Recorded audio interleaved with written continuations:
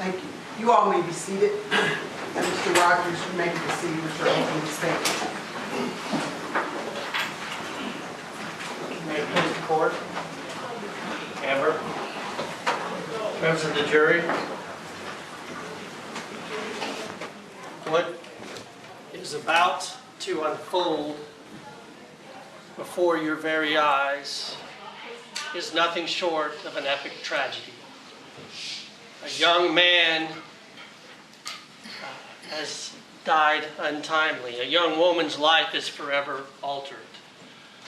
What you will see and hear and experience is the perfect storm of innocent circumstances that all came together, in the right way or the wrong way at the wrong time, that led to this tragedy. Now, it's important to see where we are. The sensationalistic headlines of media clickbait, the false narratives that have been publicly pushed about this case are out there. You 16 people have sworn to us, and we have taken you at your word. We have faith in you, and we trust and abide that you will keep that oath, and that you will base your verdict on only what happens in this courtroom. We're going to spend days dissecting what happened in seconds. The state's case, as you have already seen and you get an idea, it was born with a rush to judgment. It grew and evolved into an obsession to win at any cost by any means. And we ask that you not get distracted by things that don't relate to what happened, to what truly happened. Reason and common sense is what we appeal to, and reason and common sense will clearly show you that on September 6, 2018, Amber Guyger firmly and reasonably believed that she was in her own apartment. Amber Guyger firmly and reasonably believed that she had confronted an intruder in her apartment. Amber Guyger firmly and reasonably believed that she had no choice, that she had no options but to use her gun to keep from dying. That was her firm and reasonable belief. All these other things that they try to get you to focus on, we want you to focus on what counts. We've waited 382 days to get our story out. And you are the people that we focus on. You are the people that count. So what we ask and what we rely on is that you focus on the facts and apply reason and common sense. Amber Guyger was born and raised in Arlington, Texas. She's still a young woman. She's overcome adversity in her life. She's learned to deal with adversity by being resilient and working hard. She went to high school in Arlington, to a very ethnically diverse high school. She was in the orchestra, and she was in an all-female mariachi band. Based on some adversity that she had faced early in her life, Amber learned that police officers help people. She learned that police officers help people in their lowest moments overcome things. And so she developed the seeds of a dream to become a police officer. And like Amber only knows, she knew the only way to get there was to work hard. She went to Tarrant County Junior College. She worked full-time in a department store while going to college. She researched police departments and realized you need college, you need university hours. And so she started going to the University of Texas at Arlington, majored in criminology, working full-time at TGI Fridays, trying to support herself and her dream.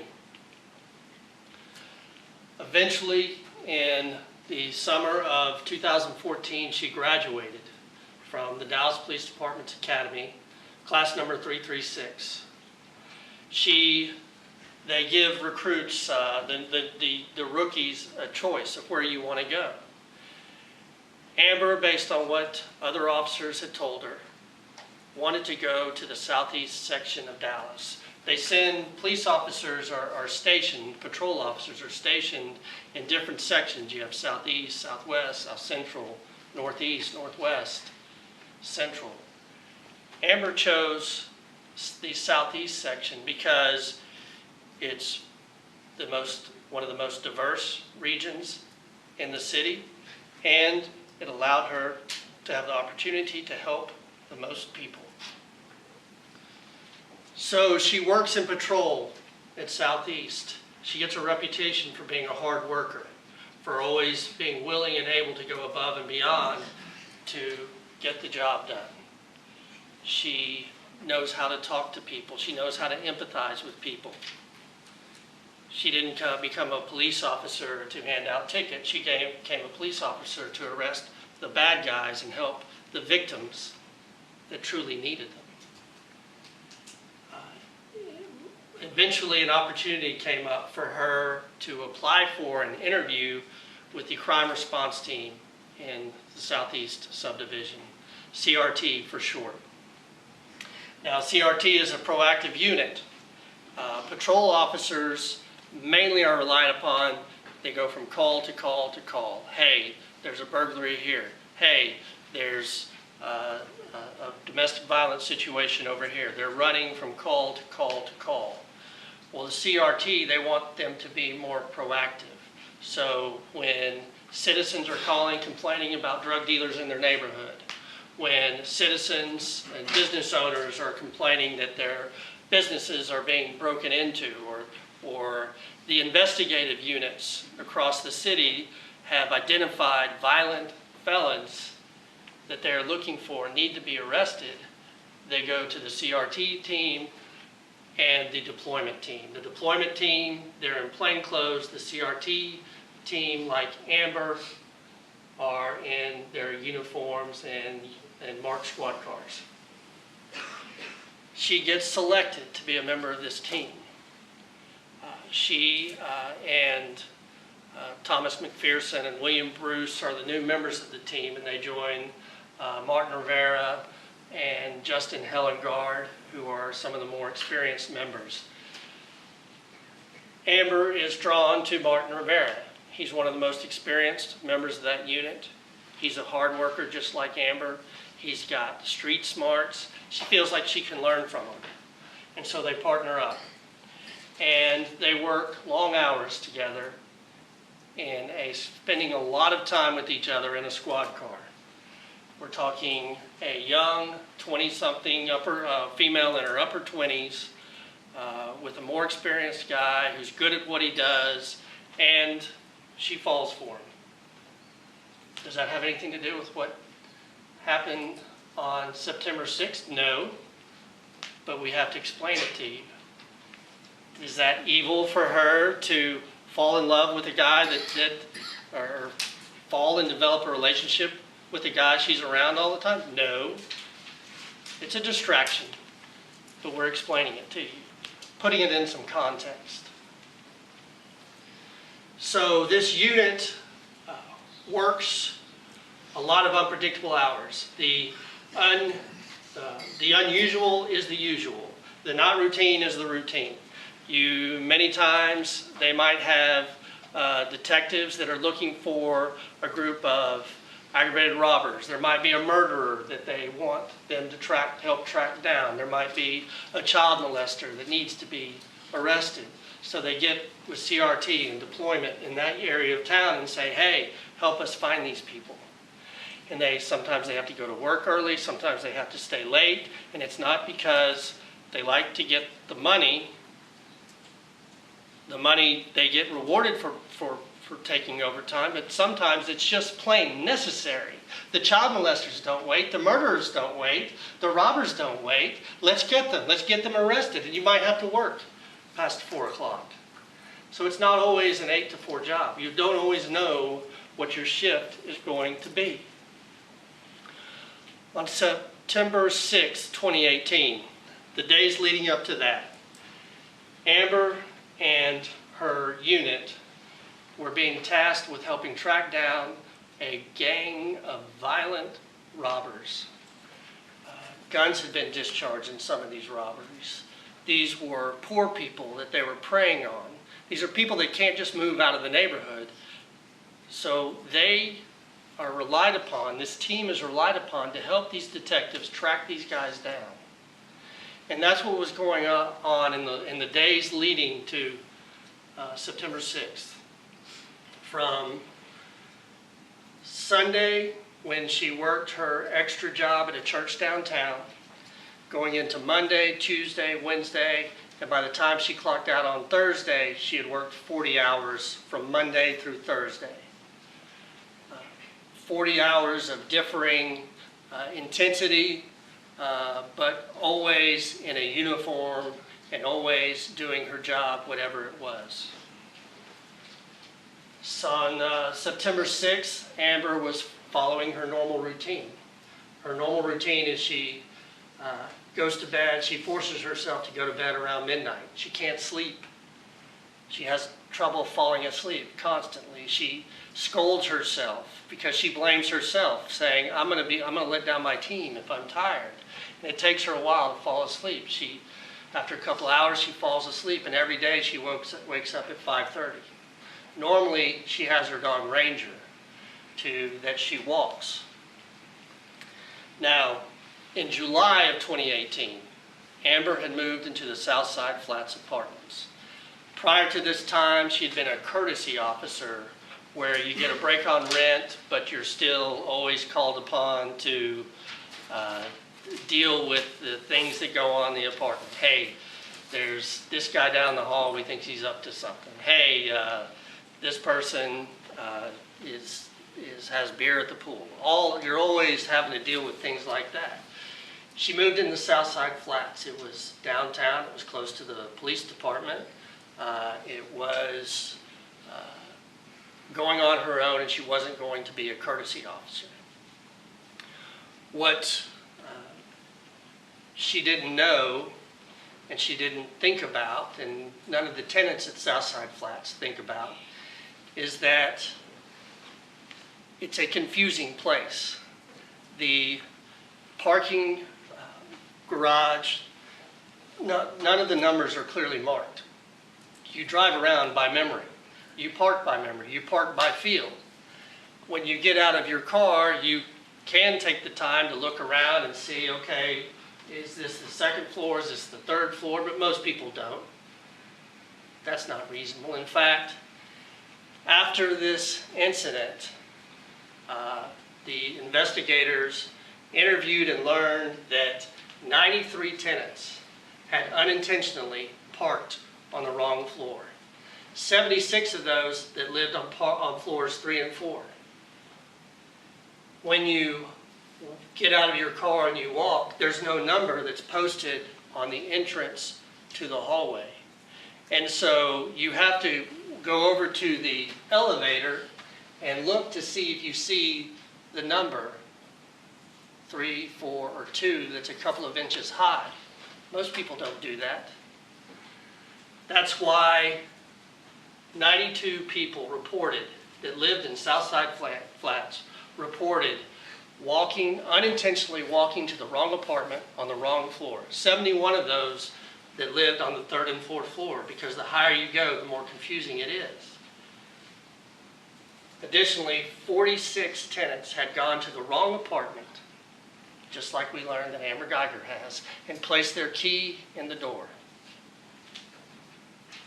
They must have ignored the potted plants or the decorative plans of their neighbors or the doormats, or didn't count.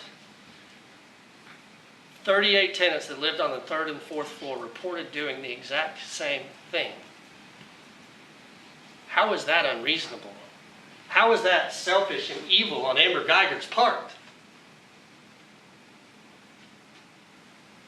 So on September 6th, she wakes up at 5:30. She doesn't have Ranger because there was a plan for maintenance to come into the apartment.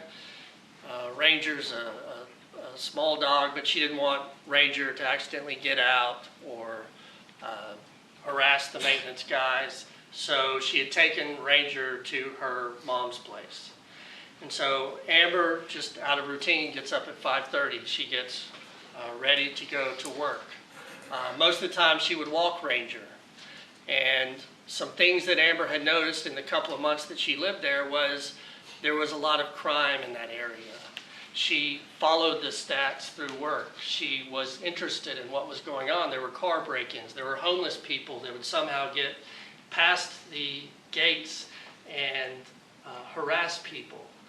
There were reports of break-ins in that area, in that apartment complex. So Amber was very aware, based on her job and where she lived, that it was, unfortunately, a high crime area.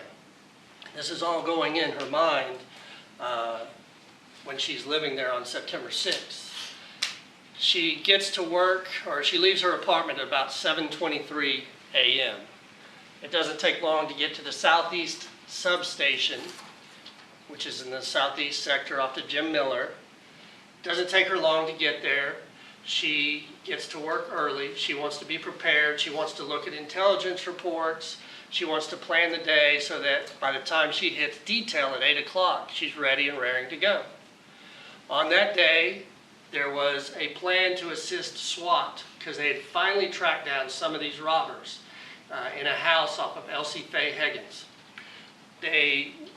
SWAT wanted CRT and deployment and a few patrol to watch the perimeter so that they could safely engage these robbers, get into the house, and arrest these people.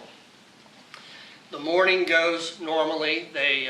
Amber's riding with Martin. They follow their routine. They're looking for activity just like any officer would, but they're not running any special operations. They don't want to get into anything prolonged because their responsibility is to SWAT in this operation. At about 12:30, they go to Central and are debriefed of how this takedown is going to go. And a little while after that, they go to Elsie Faye Higgins and form a perimeter. When you're on the perimeter, you're on alert. Your head is on a swivel because you're protecting SWAT. They need to focus on these guys that are probably armed and they know are dangerous. And so SWAT has to focus on the house. So the CRT and the patrol, like Amber, they have to keep people out. And then once the operation goes down, they don't know how people are going to react. They could possibly have a violent offender coming at them from the other side. And so they're on alert. They're on full guard for whatever goes down. And that's what they do. They form this perimeter. They keep SWAT safe. Luckily, the operation goes as planned, and eventually Amber and Martin transport a suspect to jail. I have to transport them to headquarters and sit on them. They have to sit on these suspects. That's not the most intense part of the job, but it just adds to the day. The day that started at 5:30, the day that developed into patrolling the area and into an intense situation where you're making sure that your fellow officers and citizens are safe. And so it drags on. These suspects have to get interviewed. Then they have to take them to jail. And Martin leaves early. He has something else to do. So Amber and another CRT member transport a suspect to jail. Well, that's another long process. You have to go through the bookend process. You have to wait in line with them. You have to make sure that they don't act up. This is a aggravated robbery suspect who's probably not happy about where he's going. And so they have to be on guard that whole time. Eventually, Amber gets back to the southeast substation around 9:30. One of these texts that they didn't show you with Martin was She says she's sleepy. She says, I'm sleepy. She had asked her supervisor for a day off the next day because she was so tired. She'd worked 40 hours in 4 days doing different responsibilities of a police officer. So in her mind, she was tired and she was going to go home and not have to go to work the next day. Now this speculation that her and Martin had a plan to hook up and be with each other that night is rank speculation. There is nothing to that, and there is no evidence of that. Her and Martin will tell you, they engaged in flirtatious banter all the time. The last time that they had been together sexually was well before this. Sometime in late 2017 was the last time, and we're in September of 2018. So they hadn't had a sexual encounter in months. So to say that it was ramping up is wrong. It's false. It's the opposite. It was ramping down. Amber was trying to move on. She's a 30-year-old female. The relationship with Martin wasn't going anywhere. They were good work partners, and she liked flirting with him. But she was looking for more stability, or for someone who was more available for her. And Martin Rivera will tell you, he has no reason to lie, there was absolutely no plans for him to meet up with her that night. He had never been to that apartment complex before this. He had never visited her there. He didn't know how to get there. He didn't have any plans that night. His plans were to take care of himself. He was going to work the next day. So don't let that distract you. What was going through Amber's mind was just, I'm going home. I'm done with my day of work. I'm exhausted and I'm going home. And that's what she did. Once she clocked out, once she docked her body cam, she left work. All the adrenaline, all the mundane task, everything was behind her, and she went in autopilot. You heard that Plano detective in Bordeaux talk about how sometimes he drove home and didn't know how he got there. Many of you have done that same thing. You go on autopilot and you don't pay attention to everything, but somehow you get home. And so yes, Amber was on the phone with Martin, and they were talking about work things and having a conversation. And she gets into her apartment complex, and she drives, and she's not counting the floors, and there's no numbers.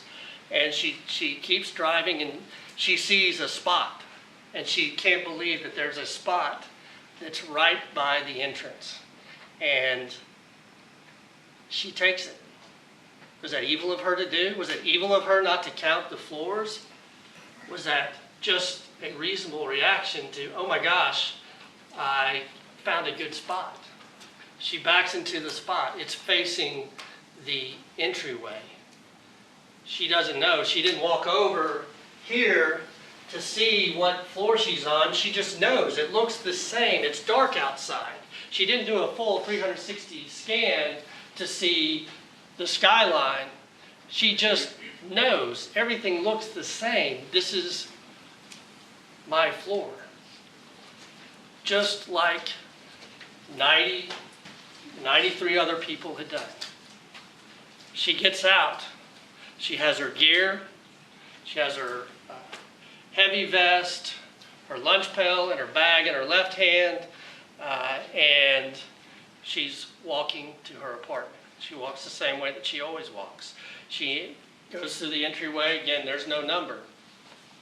What you will see when you see pictures of this apartment complex is that there's not numbers on the door. There's not numbers right here. The numbers are in white lights that are up and to the left. Amber's 5'3", 5'3", 120 pounds. There's nothing in her eyesight level that indicates what floor she's on. She would have to stop and look up to see. But everything looks the same. The hallways look the same. She doesn't make a note of her neighbor's floor mats. She doesn't say that, 1373 has pineapples and 1363 has balloons. She doesn't note, no one notes floor mats. And no, perhaps she didn't pay attention to the decorative habits of Mrs. Bly to note that the planter wasn't out in front. But why would she? She's going home. She's worked a long day. She's tired. She's almost home. She's walking the same way she's always walked. It looks the same. The doors are the same. The lights are the same. And she gets to 1478. Something about the door of 1478 you need to know, and it is clear through the investigation, is that the way the strike plate, this metal portion of the door, was installed, it was defectively installed, so it bows out. So when the temperature and the humidity are right, then the door doesn't always shut fully. It comes to a close, but it doesn't latch, so that when you push it, it opens. That's not Amber Guyger's fault. That's not an evil act on the part of Amber Guyger. It's unfortunate that that existed in 1478. Other circumstances. Both of them, John had gone to run an errand and had just got back at about 9:34. So when he walked in, he probably didn't check to make sure whether his door fully shut. It's not his fault. There's nothing he did for this to happen to him. It was just an unfortunate set of circumstances. Amber Guyger's fishing her keys out. She gets her keys out and she gets to the door, and the door looks like her door. She didn't look down at the floor mat. It's reasonable to say that if she looked down and saw a red mat, she would have thought, and then looked up at the numbers. To say that she was aware there was a red doormat and knowingly ignored it because she wanted to go into 1478 and shoot this man is preposterous. Amber Guyger was an autopilot. She got to the door and she put her key fob in, and in one motion, the door is opening. And it doesn't make sense because normally you have to turn the handle. And she's trying to process this as she's stepping into her apartment. And at the same time, I'm sure Mr. Jean is thinking, what is this person doing? Who is coming to my apartment? So he's confused. He's wondering what's going on. She's thinking, what is going on? Why is this man in my apartment? And she looks up, and he's standing up. And he's about 30 feet away from her. And I'm sure he's alarmed. But she's thinking, oh my God, there's an intruder in my apartment. And she's face to face with him. She's within 10 yards of him. And he starts approaching her. And she reacts like any police officer would who has a gun with confronting a burglary suspect. Keep in mind, this procedural distraction is just that, because procedures are in place when officers get a call for a burglary call. You have time, you have a plan, you have all these things going on when you're going to that call to plan for it. Amber Guyger was in what she thought her apartment when she was confronted with an intruder. And so she pulls her weapon, and she's expecting as soon as she displays her gun, this man, this intruder, is going to stop. And she can see his hands. It's dark in there. She's going from a well-lit hallway into a dark apartment. Her eyes are trying to adjust. She's got tunnel vision. She's not looking around to see if her little table is there. She's not looking around to see any landmarks. She's not ascertaining any of this because she has tunnel vision. She's in her apartment. My God, there's a man in my apartment and he's big. He's twice her size. And he's coming at her and she pulls her gun. And she starts to say hands. But he drowns her out and he's yelling, hey, hey! And he's 25 feet and then he's 20 feet and it's happening like this and she has to make decisions. And there's this intruder and I'm holding a gun and why is he not stopping? Why is he yelling at me? Why is he coming at me? Why is my gun, the display of my gun, not working? He must have a weapon. He must want to kill me because I caught him burglarizing my apartment. And he's getting closer and he's getting to 20 feet and he's getting to 15 feet. And he's not stopping and she's holding a gun and she fires twice because she knows, at that time, she knows this man means to kill me. He broke into my apartment. He was all the way at the back of my apartment. I've displayed a gun. I'm wearing a police uniform. He didn't stop. He must have meant to kill me. And she fires her weapon. And the evidence, a reasonable deduction from the evidence is that the two shots are in line with each other. She fires and there's some recoil and the second shot goes at an upward angle.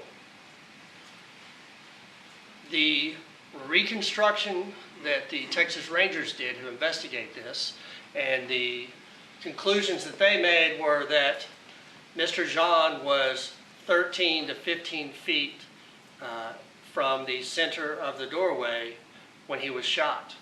You'll see in the photos there's flip-flops that are on the floor that he was likely wearing that represent a close approximation of where he was. And that's in the middle, that is closer to the counter. It's away from the couch. There is zero evidence, there is zero physical evidence of this preposterous scene where Mr. John is getting up and gets shot in the heart and somehow walks to the middle of the apartment towards the person that shot him and then collapses backwards.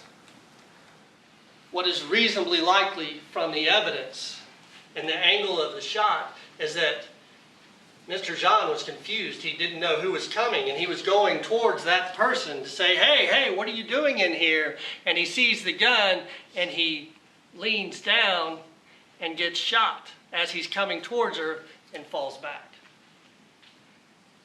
And you'll see when arresting officers come, you'll see the position of his body, and you'll see that it is impossible for him to have been sitting where they say he was.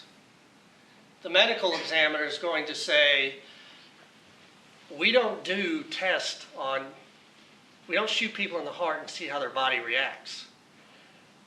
But it was a devastating injury that would have been,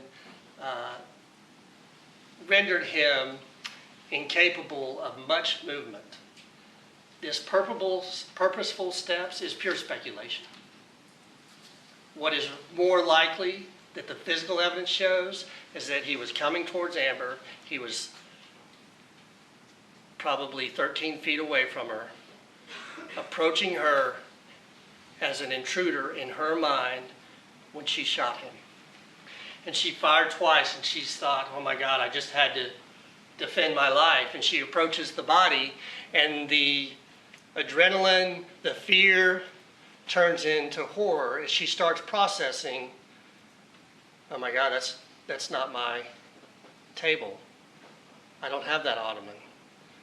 Oh my God, that ironing board is not mine. Oh my God.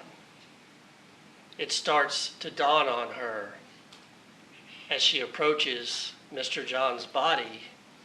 What a horrible, horrible mistake she has just made. And she reacts by the first thing she can grab is call 911. She needs help. You hear her on the 911 call. I need help. I need EMS. She recognizes that. She sees where she shot him. She knows that is a bad place for him to be shot. She knows she can't do anything for him but get help.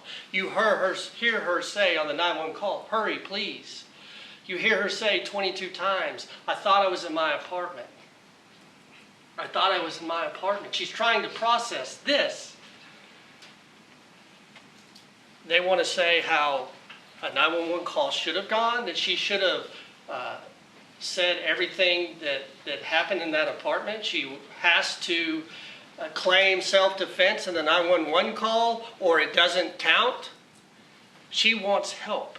She knows she can't physically help this man. She knows his best chance is for EMS to come.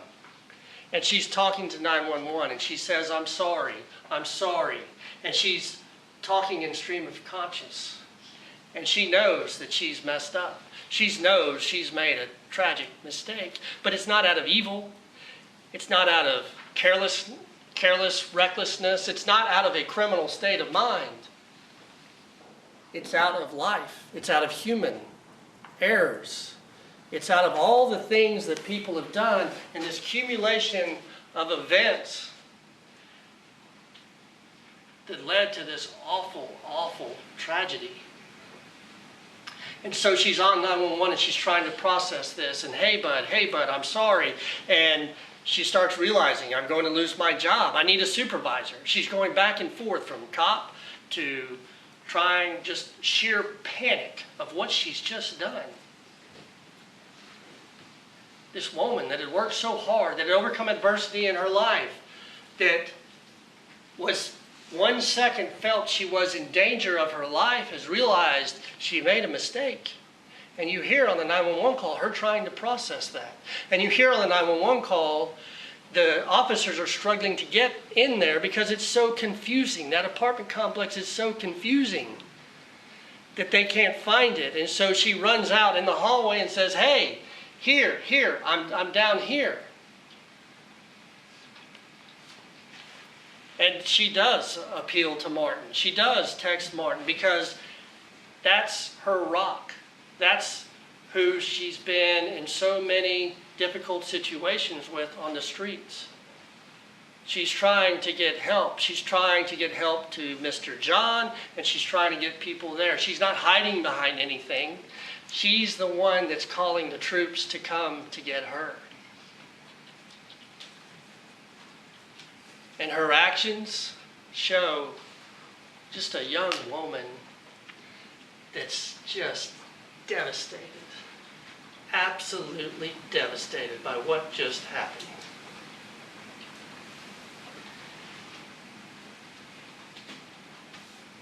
Ladies and gentlemen, the discipline that you have to have in this trial is enormous. Because they are holding Amber Guyger to an impossible standard. They're holding her and twisting and turning and making things that are innocent mistakes into evil acts. You'll hear from Amber. You'll get to know Amber Guyger. You'll get to know the hard worker, the young woman that worked her way to the crime response team and made a mistake. How awful and tragic, but innocent. And when you apply your reason, and when you apply common sense and the law of self-defense, it will be clear. It will be clear that the only verdict, the only justice in this case is to find Amber Guyger not guilty. Thank you, ladies and gentlemen.